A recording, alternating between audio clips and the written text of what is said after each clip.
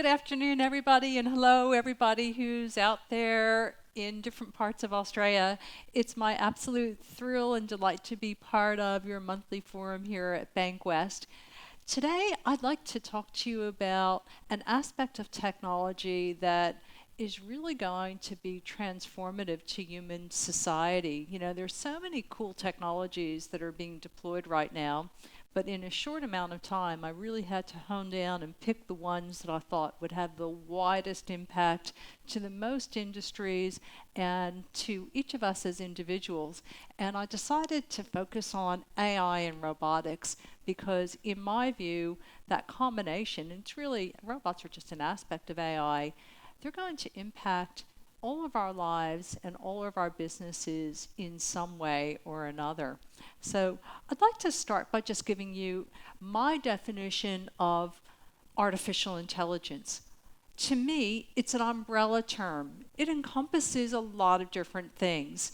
It encompasses things like machine learning and deep learning and natural language processing and voice recognition and image recognition and facial detection and emotion detection, whether through the expression on your face, the words that you use, the tone of your voice, the cadence of your words.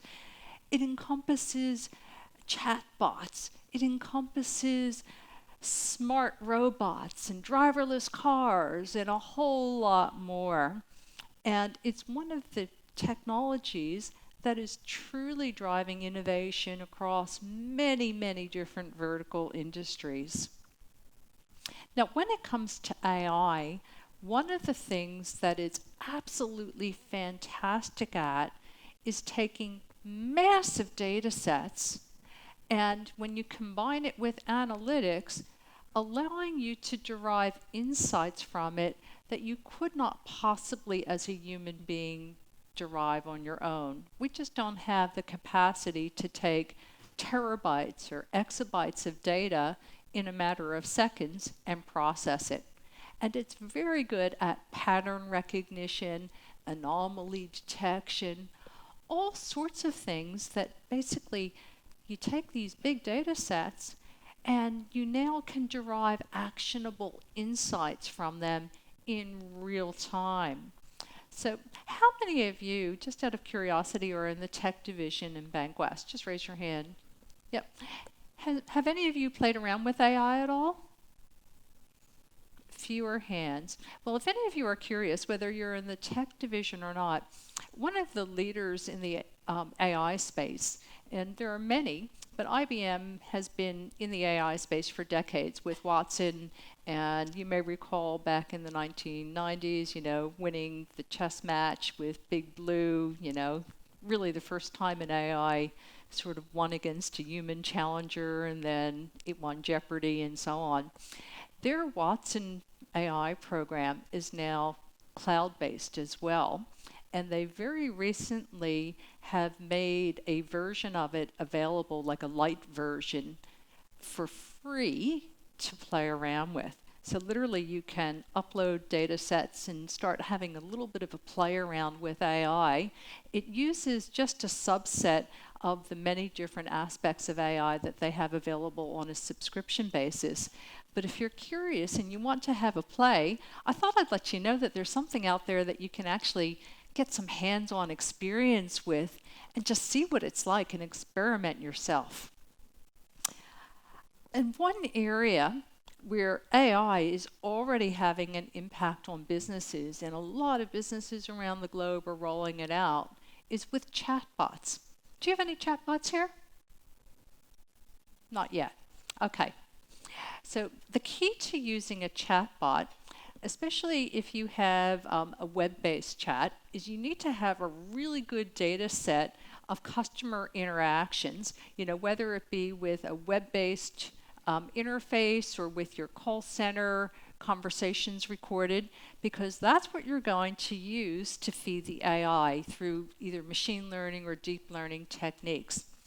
One company in Australia that has deployed an ecosystem of chatbots or customer bots is AMP. And they have 4 bots that they've deployed. The first is called Chatbot, and they're using it to have customers literally be able to ask questions that they would have asked to call center operators, but through an online interface, text right now, but someday it might be voice. And they're able to handle, I think it's about 15% of their customer dialogue, last time I checked, was being handled through the AI. When the AI gets to a point where it doesn't know the answer to something, it hands it off to a human. And it's constantly being trained on new aspects of things. Another bot that they're using is what they're calling a delegator bot. So what this bot does is once a ticket comes in, so there's a customer issue that needs to be resolved, it then looks at what's in there and sends it off to the right department. And it's not 100% accurate, not yet, but it will continue to learn, but it speeds the process up. And then there's an actioning bot. And this is where it's really coming into its own. So once you get to the right department, you then have to start taking specific measures to fix things. And they're doing this either through APIs, application programming interfaces, or command line interface hooks. And they're able to literally lower the time that it takes to resolve issues from something like 7+ hours down to about 5.6 minutes. That's a massive amount of time reducing the turnaround to solving a problem. And then the last way that they're using it is to help their executive team gain insights into the things that are happening with their customer base and the kinds of conversations that are happening.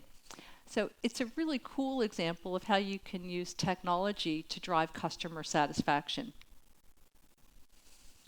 One of the new jobs of the future that I think is actually ready for deployment today, and it's still a new one because chatbots are just being rolled out, is actually a chatbot conversation engineer. Because as you start having these machines or bots talking to your customers, you want to make sure that they're communicating in the same way that a human would be communicating with your customers. And as you roll out new products and services, that communication will change and the products will change, and you'll need to be constantly tweaking and revising things and keeping an eye on the kinds of conversations that the bot is having with your customers and making sure that they're congruent with the messages that you want to send and the products that are on your current product portfolio. Another major aspect of artificial intelligence is voice. How many of you have devices that you talk to in some shape or form? Phones, maybe? Yep. Or how many of you have an Alexa or Google Home? Yep.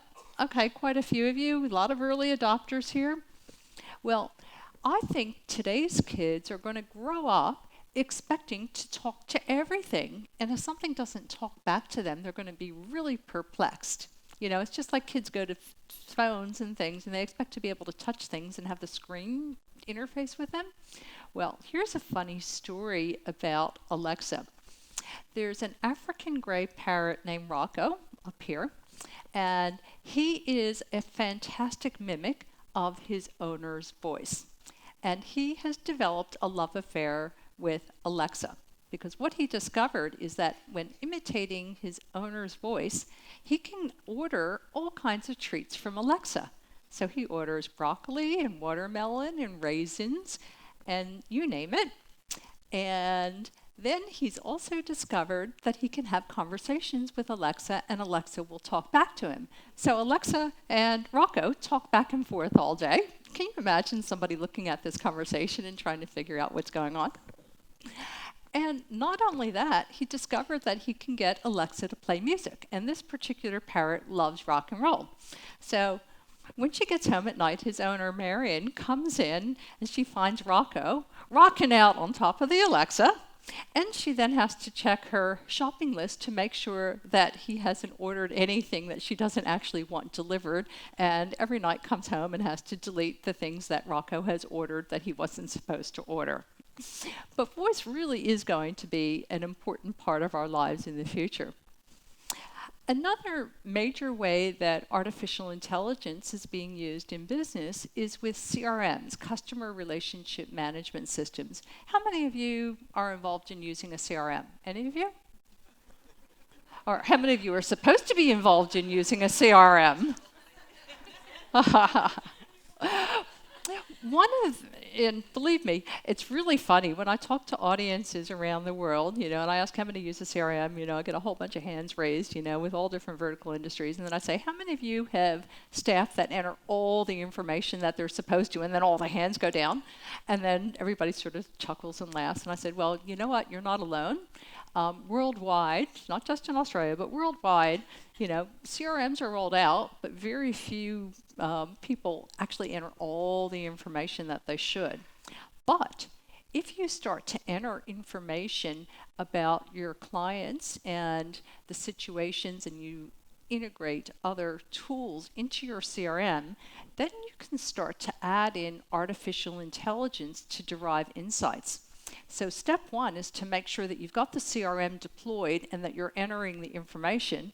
Step two then is the AI is then able to start giving you predictive insights based on, say, email integration, where it can pick up sentiment of a client is not happy, or a deal is in jeopardy, or some other thing that is giving you a bit of an early warning system where you can then, based on the information that you're putting in, get proactive, reach out, and fix the situation before it's too late.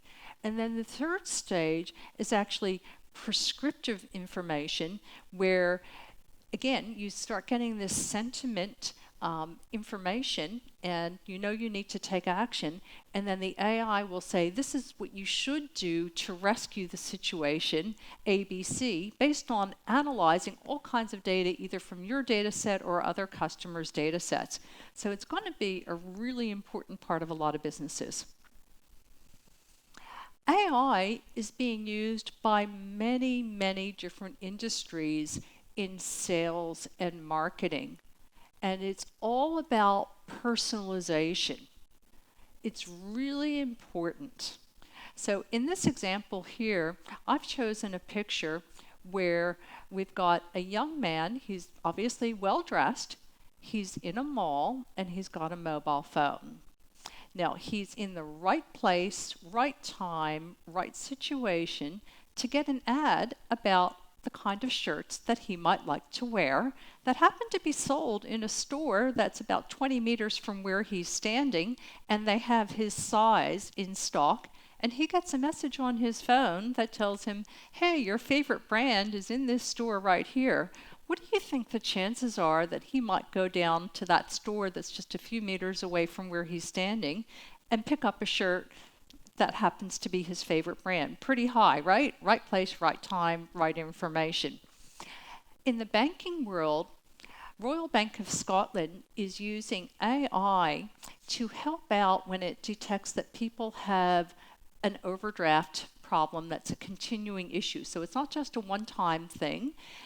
It's happened multiple times, and what happens is the AI then notifies their personal banker to then call them up and say, hey, I've noticed that you've had a couple of overdrafts. Let's have a chat about what's going on with your situation and see what we can do to assist you.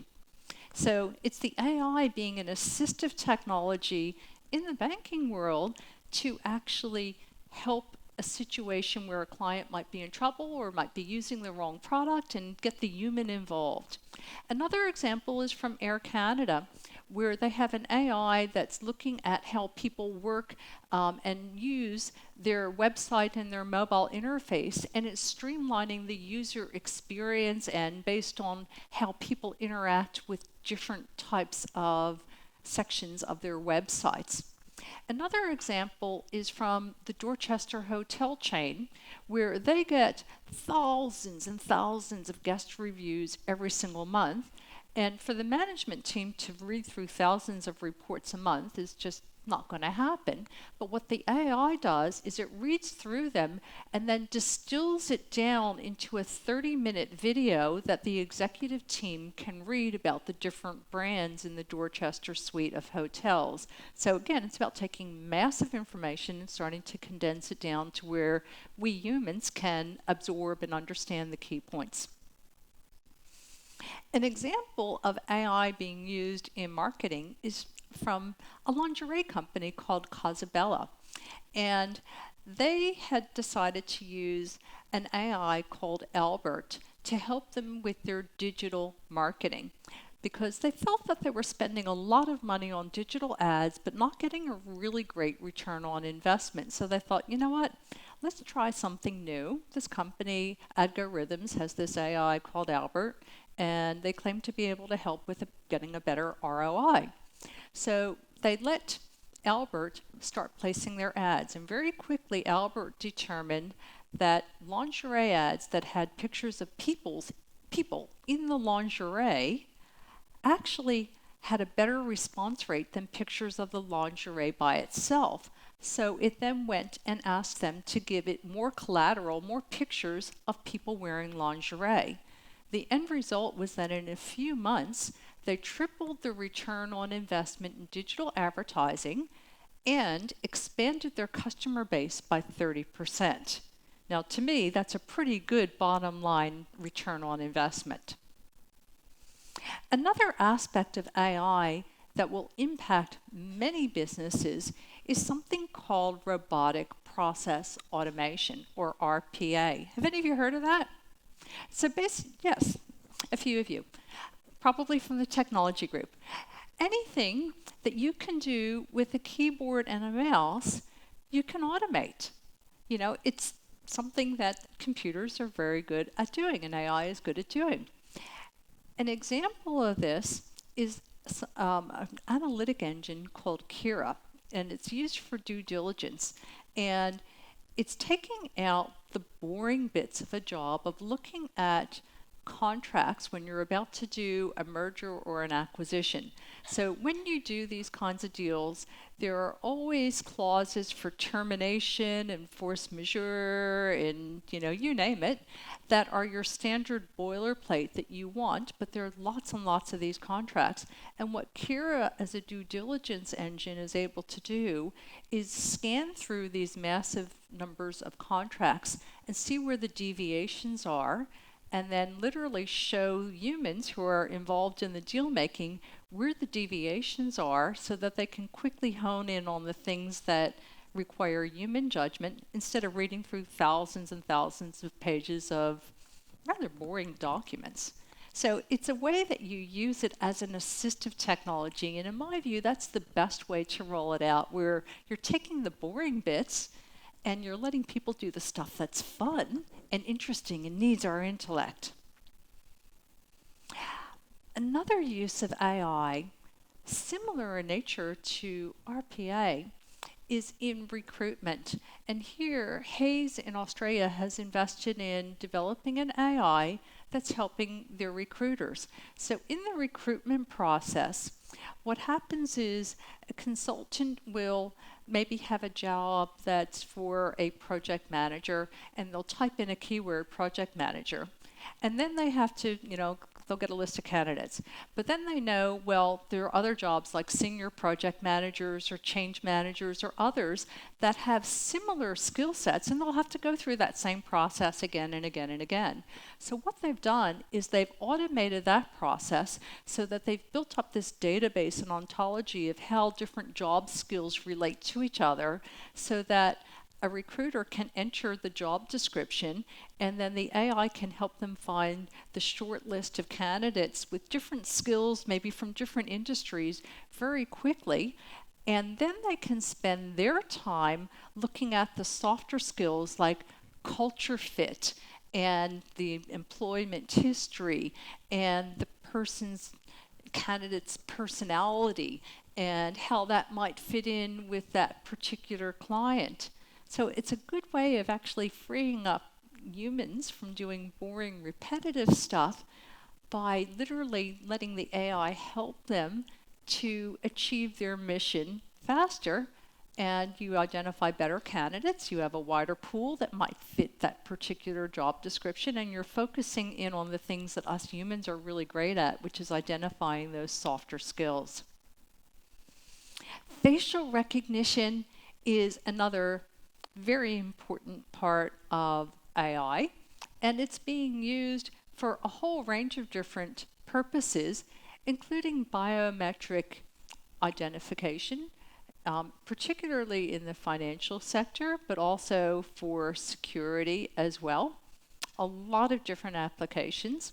The thing to be aware of, though, is that the bigger the database gets, the more likely it is that there may be false identifications. So you still need to have, some sort of human in the loop to be able to take into account that you could have some false identifications. But another exciting part of what an AI can do, in many cases much better than a human, is identify emotions. Is there anyone here looking at this picture of this young man, this montage, that can identify every single one of his emotions? I can't. And I've asked this question of audiences around the world, and no one has ever raised their hand. Imagine if you had a pair of augmented reality glasses on, and the AI was literally interpreting the expression on someone's face as you're talking to them. So imagine you're having a discussion with a client, and you're getting an AI feed that says, she doesn't understand what you're talking about, they're upset, they're distressed, whatever the emotion is. Or maybe it's with your partner, or maybe it's with a colleague. But having that kind of extra information can be really useful.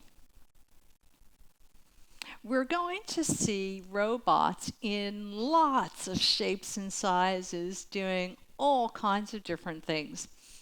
I've got a little montage here from different industries, starting in the upper left corner, a construction robot called SAM for semi-autonomous mason. It's out of the US, and I started tracking it a number of years ago. When I first started looking at it, it was laying 1,000 bricks per day, compared to human masons that were able to lay, top mason, maybe 700 bricks today. As of late last year, it was able to do 3,000 bricks per day, but still needing some human help to do the finishing touches. Here in Australia, we have a robot called Hadrian X that beats the pants off of this one. Hadrian can do 1,000 bricks per hour. Isn't that fast? In warehousing, we're seeing lots and lots of robots. In fact, Amazon just recently had talked about the fact that they have over 200,000 robots in warehouses. But interestingly, in the warehousing side of Amazon, they've been increasing their human staff at the same time. So they're increasing both. So it's not a replacement, it's actually augmenting, and the two are starting to work together as sort of cobot workers. We're starting to see robots in restaurants. This is a restaurant in China. You walk in, you're greeted by a robot. Back in the kitchen, they've got robots that are doing stir frying and making dumplings. And then when your food is ready, a robot will wheel it out to you and deliver it to your table. And the reason that this restaurant owner decided to roll out this robot was because of his teenage daughter, who's like, "Dad, I don't want to do any housework. Why don't you design a robot to do it for me?" And well, he didn't design it himself. He actually found a robot company and decided to use it in the restaurant. And last but not least is an example from a hardware store in the United States in San Jose. It's Orchard Hardware, and it's Oshbot. So you walk into the hardware store, and let's say you need a widget that looks like this. And I don't know my way around hardware stores. And I might go up to this robot and say, "I need one of these," and it'll 3D scan it, and on its faceplate it'll give me a selection of images that match what it scanned, and I'll say, "I want that one," and it'll wheel me over to exactly what shelf it's on, and on its back plate it's got a digital advertising board, and it's advertising to people who are walking behind the robot. That's just one example.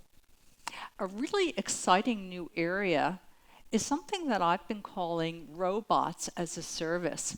So these are pictures of a robot called Pepper that comes out of Japan. Well, actually, it comes out of France, but it's now owned by SoftBank in Japan. It was designed by a French company called Aldebaran. And they came out with it probably 3-4 years ago now.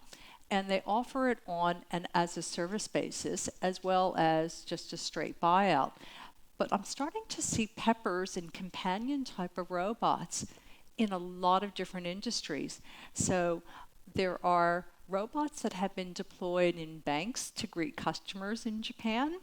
There are robots, Peppers, that have been used in Queensland, in Townsville, doing a trial late last year, helping sick patients and entertaining sick children and greeting people in the hospital. A couple of years ago, I was at a trade show and I was talking to an energy company's Pepper, and I started talking to it in English, and then it sort of ran out of its English vocabulary that it had been taught and started talking to me in French, and my French is only very limited, so I didn't have a very long conversation with Pepper, but electricity companies are rolling it out. Hotels are starting to roll out these companion robots. We're starting to see them all around. From a banking perspective, what's interesting is this is a new asset class that you will be leasing out, or making loans for your customers. Just today, think about the kinds of car loans or other equipment loans that you do. So you will probably have these either robots sold straight out or on an as a service basis as one of the things that will be in your portfolio in the not too distant future. Another robot that is offered on an as a service basis is rolling out at the very end of this year, beginning of next year. And it's a robotic exoskeleton from a company called Sarcos Robotics. It's called Guardian Max XO. And it's designed for occupational safety and hazard purposes, but it basically gives a worker superhuman strength. It's able to lift up to 200 pounds, so about 97 kilos, but 100 pounds feels like 5 pounds when you're lifting it. And to use this robot, it's got all kinds of sensors built into it, so it's able to sense what your muscles are doing. You don't have to stick anything on your body, and it's literally helping people lift heavy packages without them damaging their back or their knees or other body parts. Again, it's a really cool new asset class and the sort of thing that you're going to start to see more and more of.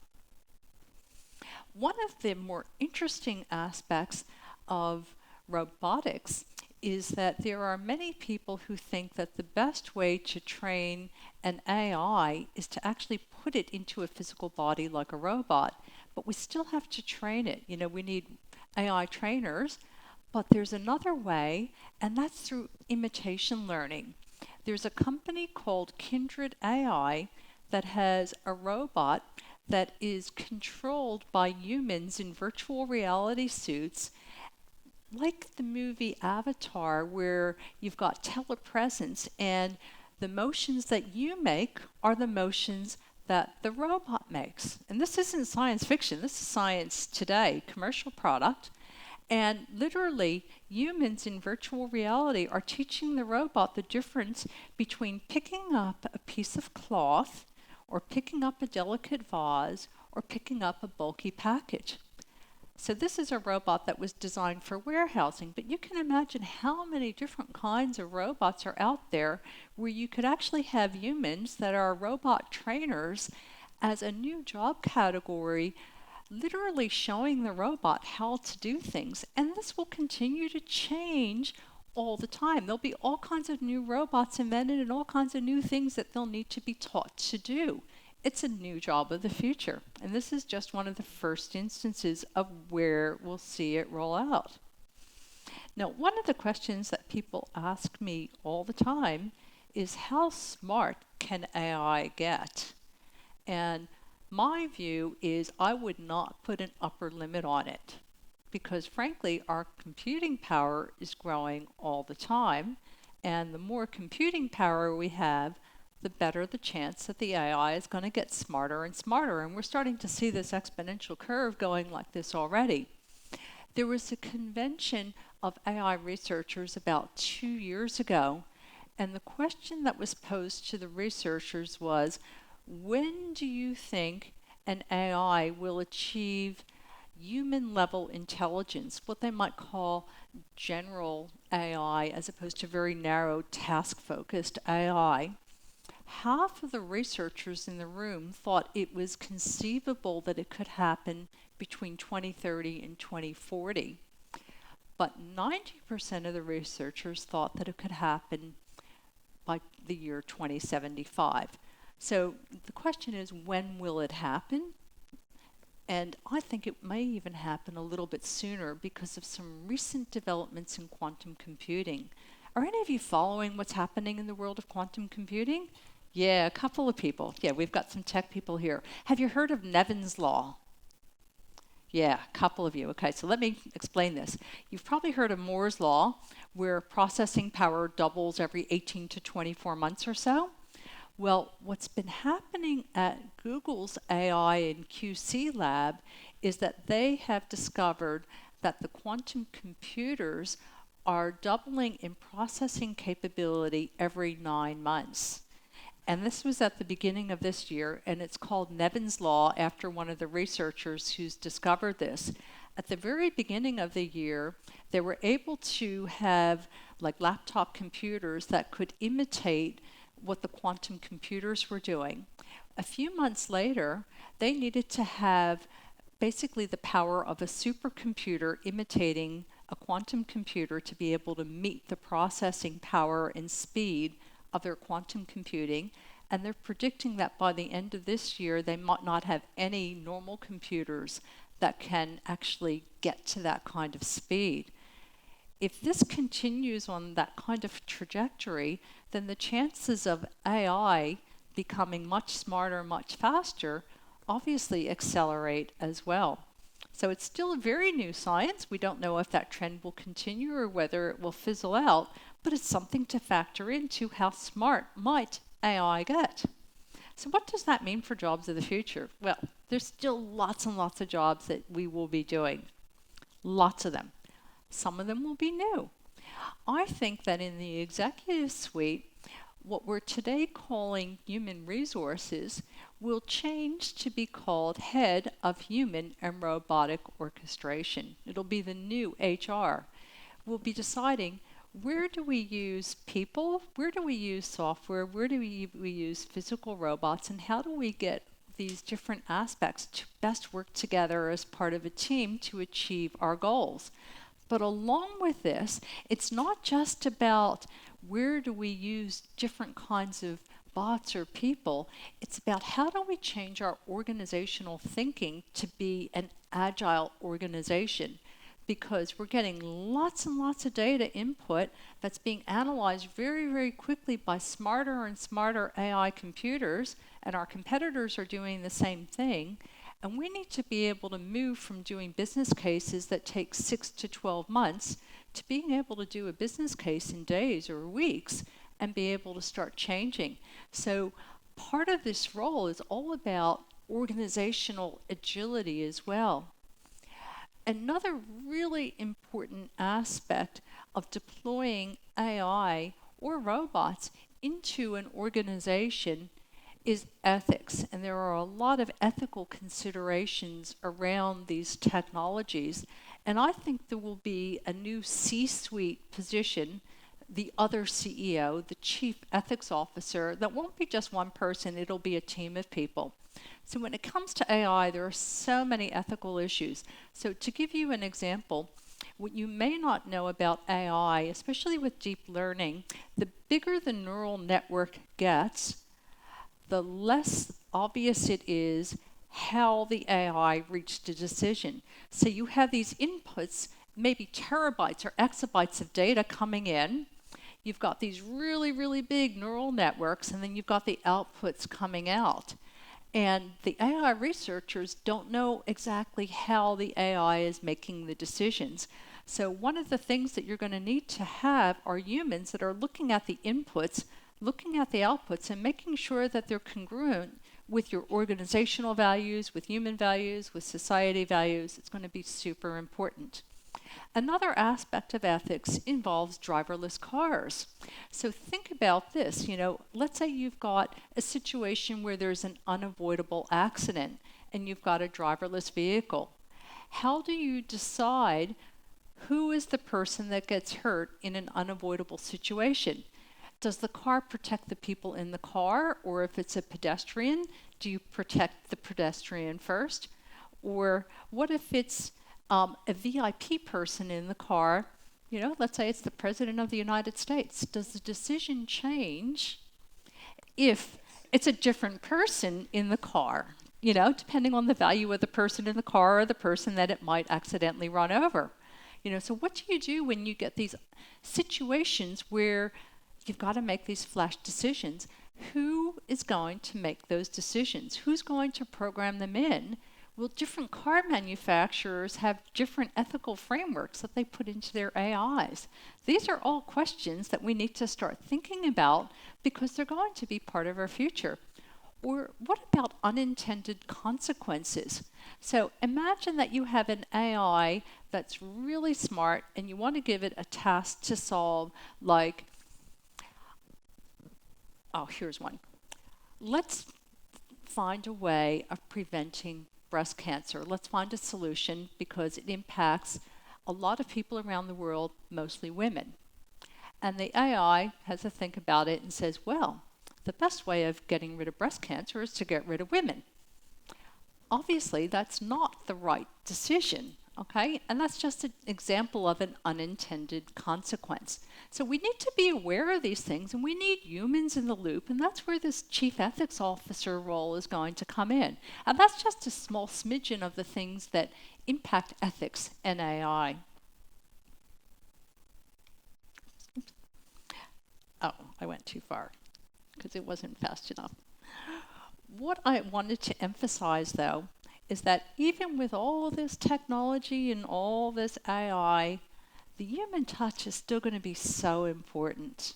We're not going to just give way to machines and say, oh, we don't need people anymore, especially when we talk about things that require empathy and healthcare. So if I were being diagnosed with, some sort of disease, I don't want a robot to tell me about it or an AI to tell me about it. I want a human who's going to hold my hand when I get upset and be there for me. And I think the human touch in so many aspects of our lives is going to become increasingly valuable. Even though we've got all this automation, we must not lose our humanity. But what will happen to humanity? Will we take technology into our bodies? We're already starting down that pathway now. There are a lot of researchers that are already working on brain-machine interfaces, literally allowing us to plug our minds into the World Wide Web or control machinery with our minds. In the first instance, where the research is going is in the medical arena. And that's really cool because imagine that you were in a wheelchair and you needed help in navigating around. Wouldn't it be nice to be able to think about where you want to go and have the machine that might be near your brain or eventually in your brain pick up on your thought that you want to go in a particular direction and take you there? Or you're wearing an exoskeleton, let's say you're paralyzed, and you start thinking about walking in a particular direction, and it helps you to walk. And these are things that are already being developed now. But where a lot of people want to take this in the future is to be able to integrate AIs into our brains for non-medical purposes as well. So can you imagine if you had a chip in your brain or a DNA printed 3D bot in your brain where literally you can think a question and get the answer from maybe whatever the Google of the 2030s or 2040s is? Or what if you needed to learn a new skill and you just download it or stream it? Like, you need to fly a helicopter and boom, or you need to send a text message or an email, and all you have to do is think it and hope you don't send it off too fast. But what if it auto-completes for you? You know how sometimes you're typing a text and what you thought you typed, your phone changes for you and you end up sending nonsense? What if you end up talking nonsense because the AI in your brain auto-completes something for you and you end up either thinking gibberish or sending something off? So again, we've got these things that we've got to think about, and there are companies that are already working on this, all kinds of research experiments, and I think that in the 2030s we're going to start to see the first real brain-machine interfaces. So let me leave you with one last closing thought that has nothing at all to do with AI, but a lot to do with the future of humanity, and that has to do with genetic engineering. How many of you, a lot of you are young, but how many of you would like to reverse aging? Maybe not today, but as you get older? Well, believe it or not, at Salk University, there are researchers that have been working with genetic engineering and have been able to reverse the age in a living mouse that has progeria and start making it younger. So progeria is this rapid aging disease. And there's a professor who believes that there is a genetic switch that controls our aging process, and that within the next 10 to 20 years, we're going to find this switch and be able to turn it off. And when we do, we will live to somewhere between 400 and 800 years old and look and feel like we're, young. Can you imagine working for 400 years? Can you imagine being married to the same person for 800 years? We are entering such an exciting era, but there are so many fun and amazing quirks to it. Thank you so very much. I hope you've enjoyed this little journey into the future.